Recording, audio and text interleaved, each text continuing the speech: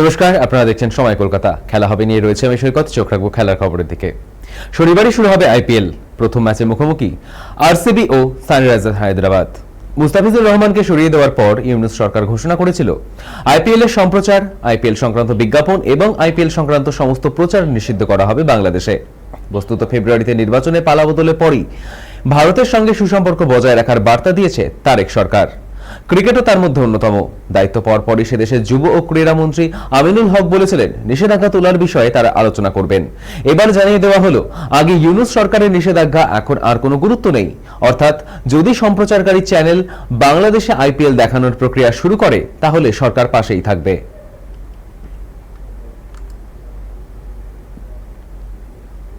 ভারত টি-20 বিশ্বকাপ জিতেছে। হার্দিকের ঝুলিতে এখন দুটি বিশ্বকাপ। এবারে সামনে আইপিএল। মুম্বাই ইন্ডিয়ান্সের অধিনায়ক হিসেবে ওয়াংখেড়েতেই নামবেন হার্দিক। টি-20 বিশ্বকাপের আগে মুম্বাইয়ের ওয়াংখেড়ে স্টেডিয়ামে গভীর রাত পর্যন্ত অনুশীলন করতেন। সেই সময় তার পাশে ছিলেন মাঠকর্মীরা, যা নিয়মের বাইরে।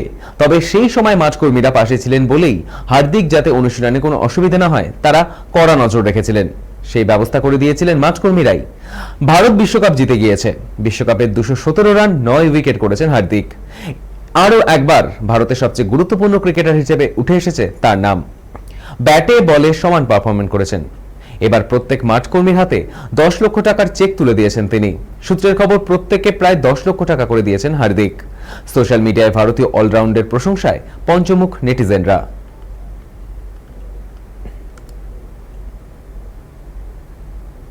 পনেরো বছর বয়সে পা দিল বৈভব সূর্যবংশী, অর্থাৎ দেশের হয়ে খেলার যোগ্য বিহারের বিস্ময় প্রতিভা। আইপিএল এর গন্ডি ছাড়িয়ে বৈভবের দাপট দেখেছে গোটা দুনিয়া। এবার আইপিএল এ রাজস্থান রয়্যালসের জার্সিতে নয়া পরীক্ষা। 14 কিশোরের ব্যাটিং বৈভব দেখে ক্রিকেট প্রেমীদের অনেকেই মনে করেছেন এবার হয়তো তাকে জাতীয় দলে ডেকে নেবার সময় এসেছে। এবার আর আইসিসির বাধাও নেই।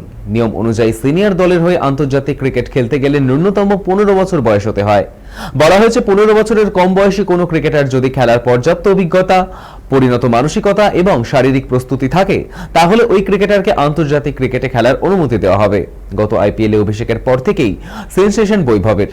গুজরাট টাইটান্সের বিরুদ্ধে 35 বলে সেঞ্চুরি করেছিলেন। তারপর 175 রান করে ভারতকে অনূর্ধ্ব 19 বিশ্বকাপ জেতায় বৈভব। সব মিলিয়ে 15 বছর বয়সে সম্পত্তির পরিমাণ 2.5 কোটি টাকারও বেশি হবে বলেই অনুমান।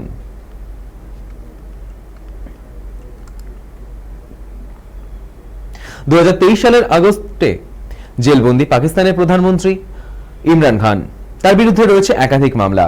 তার উপর মাসখানেক আগে তাকে এবং তার স্ত্রী বুশরা বিবিকে 17 বছর কারাদণ্ড দিয়েছে এক পাক আদালত। এদিকে সম্প্রতি ইরানের দল পাকিস্তান তেহরিক ইনসাফ দাবি করেছে জেলে ভয়ঙ্কর স্বাস্থ্য সংকটে তিনি গুরুতর অসুস্থ অবস্থায় ঠিকমতো চিকিৎসা হচ্ছে না তার। এমনটা চলতে থাকলে চিরতরে অন্ধ হয়ে যেতে পারেন তিনি। মেলবোর্নের জংশন ওভালে শেফিল্ড শিল্ড ফাইনালে মুখোমুখি হয়েছিল ওয়েস্টার্ন অস্ট্রেলিয়া বনাম ভিক্টোরিয়া। সেই ম্যাচ চলাকালীন লুক ব্রাউন নামে এক সমর্থক জার্সি পরে স্টেডিয়ামে ঢুকতে গিয়েছিলেন। জার্সিতে লেখা ছিল প্রি ইমরান খান।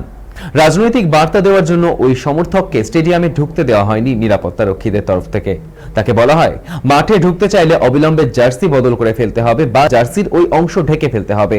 তাতে অবশ্য রাজি হননি ওই সমর্থক।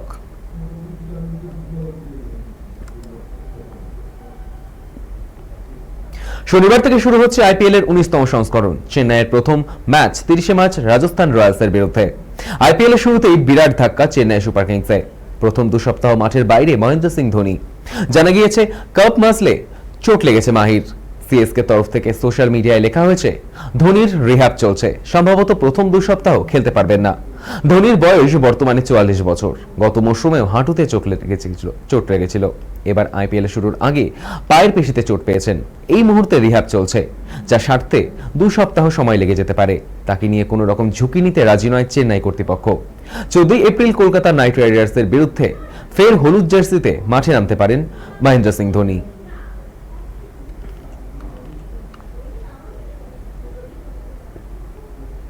খেলা হবে এখনকার মতো এই পর্যন্তই। দেখতে থাকুন সময় কলকাতা। সময় বলবে সময়ের কথা।